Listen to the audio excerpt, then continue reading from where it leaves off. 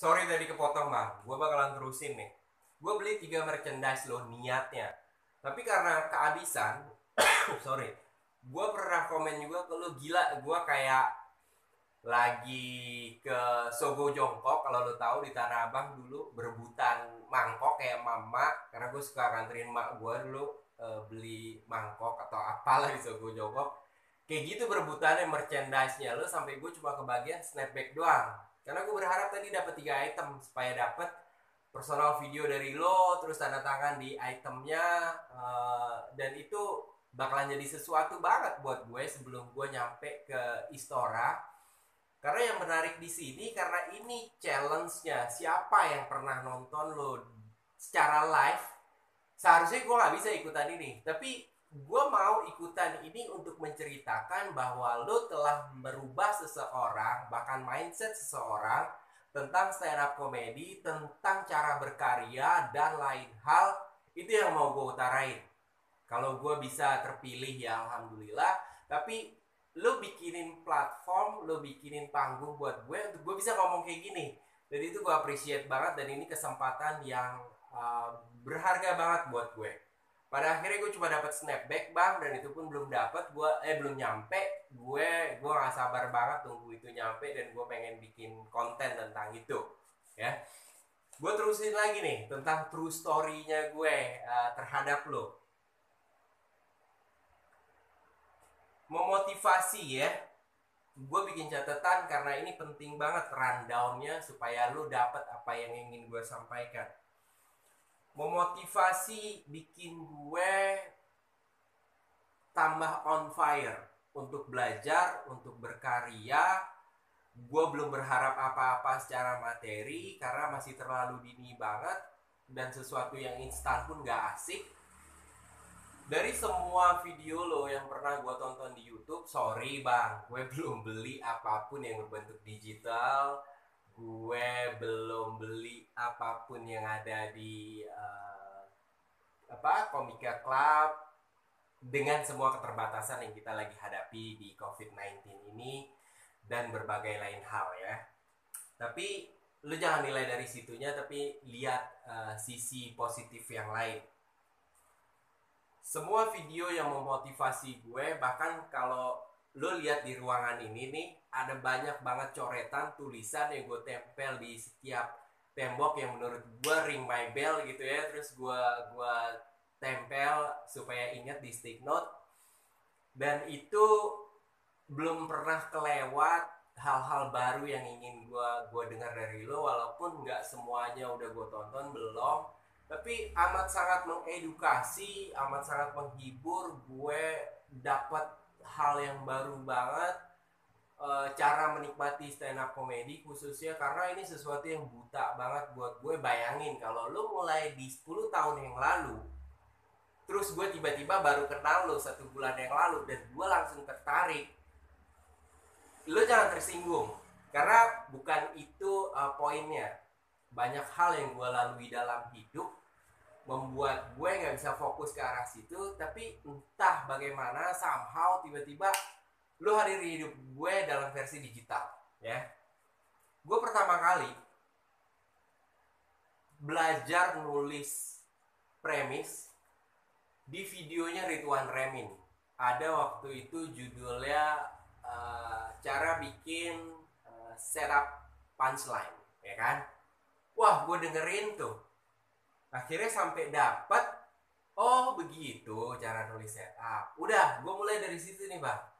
Gue dalemin lagi, gue lihat videonya Ernest Prakasa, cara nulis premis. Ada apa waktu itu ya, who, what, sama but ya kalau nggak salah, tapi ya kan. Itu mulai gue makin dibilang rapi sih enggak, karena gue tipenya juga storytelling. Begitu gue tahu lo juga tipe storytelling, bikin gue makin ada ikatan tersendiri lagi nih untuk belajar, dan mengidolakan lo dalam tanda kutip gitu ya. Itu cerita-cerita di awal banget yang gue pengen share ke lo, bagaimana kecintaan gue sampai tumbuh untuk belajar di stand up comedy ini. Terus pola pikir ya, pola pikir lo dari berbagai video lo yang gue tonton, akhirnya gue mengasumsikan, gue menyimpulkan bahwa pola pikir lo asik. Yang kurang lebih gue punya pola pikir yang sama seperti itu. Nggak ada maksud untuk nyamain karena yang tadi di awal gue bilang ini pure objektif banget, gue nggak sedang menjilat dan gue nggak sedang apa-apain. Materi-materi lo di panggung ada satu banget yang kena banget sama gue di saat gue tonton yang 5 menit yang merubah hidup lo. Wah, itu two thumbs up deh. Pas gue denger itu, selain merinding, tapi gue kayak bisa masuk ke dalam cerita lo itu dan membayangkan semuanya, bagaimana hal itu bisa terjadi. Bahkan sorry itu saya nih bang ya, di saat lo bilang lo pernah main di nah kena deh aja, gue nggak tahu karena gue bukan tipe orang yang nonton TV juga, bukan orang yang ngikutin trending juga dan segala macamnya. Gue kayak punya dunia sendiri, gue introvert begitu. Akhirnya begitu lo bilang itu, ih, oh dia orangnya gitu ya, oh gini, oh gitu. Bahkan lo di calling sama si cewek itu, akhirnya lo terima job itu. Wah itu keren banget, 5 menit yang berubah hidup lo itu sama kayak setelah gue tonton itu 5 menit yang berubah hidup gue juga dan merubah pola pikir gue juga dan merubah sebagian karakter gue juga ya. Lalu pada saat gue nonton Lila show, waktu itu Lila udah selesai. Gue pernah sekali nonton Lila karena gue soal waktunya yang membuat gue nggak bisa tiap malam nonton Lila, selalu kelewat. Walaupun niat gue ada untuk join sama Lila show gitu ya, tapi selalu kelewat. Tapi pada saat setelah Lila show selesai, lo waktu itu diundang atau lo lagi conference bareng Bro Neil, yang ngobrol bareng Bro Neil. Gue dengar cerita lo di situ tentang struggle in life. Kurang lebih struggle in life. Gue mungkin juga salah satu orang yang struggle banget in life. Begitu gue dengar cerita lo waktu bayar gultik, selesai meeting, wah itu bikin gue makin masuk ke dalam masa lalu lo, yang gue makin respect dengan apa yang lo capai hari ini, ya kan? Ada ternyata lo momen-momen orang besar seperti itu yang di dalam karirnya, di dalam karyanya dia ngelewatin hal yang begitu juga. Yang gue yakini memang hampir semua orang yang sukses hari ini pasti punya cerita tersebut, ya kan? Punya cerita kelamnya masing-masing. Terus makan gultik keren banget. Yang satu lagi lu nekatnya lu waktu ditawarin sama orang Metro TV. Lu cerita lu jalan-jalan ke PIM terus ketemu seseorang ditawarin yang lu langsung iyain. Lu langsung iyain tanpa lu pikir lagi, baru lu breakdown kan. Habis itu. Dan itu sebuah kenekatan lo yang lo bilang lo lagi gak punya duit, lo lagi gak ada job, lo habis bukan nolak job, lo habis didiskriminasi lah ya. Setelah lo ngomongin soal vendor yang markup dan segala macam ya, itu juga wow banget buat gue. Ternyata di dalam hal yang lo lakuin pun, lo ngambil tindakan-tindakan yang seperti itu untuk struggle. Selain memang lu punya kapasitas untuk ngelakuinnya sebenarnya. Cuman dalam 5 detik pertama, yes, I'm in, gitu ya. Dan gue pernah ngomong itu ke lo, gue komen itu ke lo waktu lo bikin kontes Comika Ngabuburit. Terus hobi lo nih bang, ya. Hobi lo membawa gue ke masa lalu. Gue di umur SD, SMP pecinta basket banget. Bahkan gue main basket, bahkan bisa dibilang gue jago basket di kalangan gue, dan gue ikut kompetisi, dan gue juga waktu itu di Satria Muda belajar dan seterusnya. Tapi nggak lama setelah itu gue ninggalin NBA, gue pindah ke MotoGP, ya kan? Gue beralih hobi, beralih passion karena gue udah mulai main motor. Ditambah karena gue nggak tinggi banget juga, jadi gue kayak punya obstacle di masalah tinggi badan, ya kan? Tapi sampai hari ini kalau lu tanya gue suka basket apa enggak, suka banget. Bahkan kalau ada momen yang gue masih bisa main basket, gue pasti main basket juga. Bahkan gue punya bola basket masih, dan gue masih main basket buat iseng-iseng sama olahraga. Terus nge-rap, hip hop apa segala macam, itu yang dalam sisi kehidupan musik gue mewakili yang lebih suka berpakaian ala rapper. Karena waktu itu sempet ada zaman-zamannya kita indie, punk, sama hip hop kan. Waktu kalau lu ngerasain zamannya waktu kita di PS Plaza Senayan, itu kan ada 3 kubu ya. Yang gue selalu memilih kubunya hip hop dengan gaya hip hopnya, rap dan segala macam ya. Itu bikin gue jadi makin punya ikatan lagi nih sama lo. Terus hip hop stylenya lo, brandingnya lo segala macam gue suka banget. Jadi itu semua nggak cuma sekedar keren-kerenan, tapi mengedukasi. Yang gue suka banget dari semua aksi panggung lo, selalu ada edukasi yang nggak cuma sekedar banyolan, haha, atau apa segala macam, tapi edukasi yang nggak semua orang sebelumnya tahu, pada akhirnya tahu. Kayak pengalaman pribadi gue aja setelah gue tonton uh, apa panggung-panggung lo di YouTube, gue jadi tahu beberapa hal yang baru, dan itu edukatif banget. Terus goalsnya lo nih pak, yang gue pengen appreciate juga. Lo tahu gak momen yang paling merinding gue ngeliat video lo di YouTube pada saat lo lagi mempromosikan Komodo Minoy-nya lo di Istora, yang menjadi epilog sebuah video YouTube lo, ya kan? Yang lo bercerita di situ, lo dulu pernah jadi openernya Glenn almarhum. Terus lo pengen punya goal, suatu hari gue pengen berdiri di sini, manggung di sini, dan alhamdulillah akan tercapai sebentar lagi. Desember 2020 tanggal 20 Komodo Minoy Istora Senayan, dan kita insya Allah bakalan ketemu di sana dengan semua teman-teman yang lain. Tapi yang gue pengen omongin bukan itunya, sisi sentimentalnya yang gue bisa ngerasain banget, karena gue juga tipe orang yang sentimental.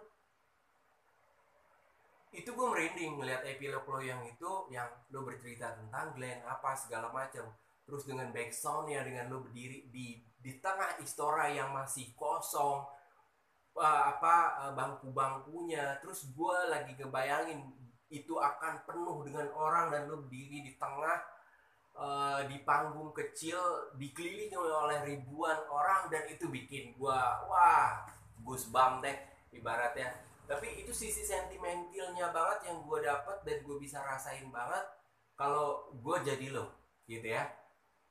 Kalau gue gak jadi lo aja, gue masih bisa ngerasain banget, karena gue tipe yang sentimental banget juga dalam hal-hal seperti itu. Terus kritikan-kritikan lo ke politik di setiap materi manggung lo, itu membuat catatan tersendiri di gue bahwa oh inilah akhir dari seorang stand up comedian kalau dia memilih jalan untuk menjadi pengkritisi. Dan gue pengen banget ke arah sana, nggak muluk-muluk, gue bukan siapa-siapa juga, tapi gue punya concern ke arah yang sana juga. Andai pun gue nanti bisa tetap berkarya, ya sentilan-sentilan kecil kayak yang Dave Chappelle lakukan. Gue tahu Dave Chappelle aja dari setelah browsing dan ngeliat, oh ini loh yang Bang Panji ngomongin, yang stand up comedian Amerika tapi nyelipin politik-politik di dalam materinya dia. Gue sampai tahu Dave Chappelle, gue sampai bisa menikmati Dave Chappelle, ya kan? Dan itu semua gara-gara lo bang, tanpa ada sedikit pun ngejilat gue di video ini, karena ini semuanya true story dan objektif banget. Inovasi bisnis lo, breakthrough lo, brandingnya lo, semuanya gue suka. Sampai di logo Komodo Minoy-nya lo, kenapa gue gak sabar banget nunggu snapback itu nyampe. Gue suka banget sama logo itu, entah kenapa, tapi mungkin lo punya filosofi itu. Dan kalau lo berkenan jawab, lo komen, lo apa segala macam, gue appreciate banget ya. Inovasi bisnis lo, terobosan lo, pemikir banget. Dan itu kayak mimpi-mimpi gue yang di bidang lain yang ingin gue capai, sebuah achievement yang mungkin suatu hari insya Allah akan gue capai.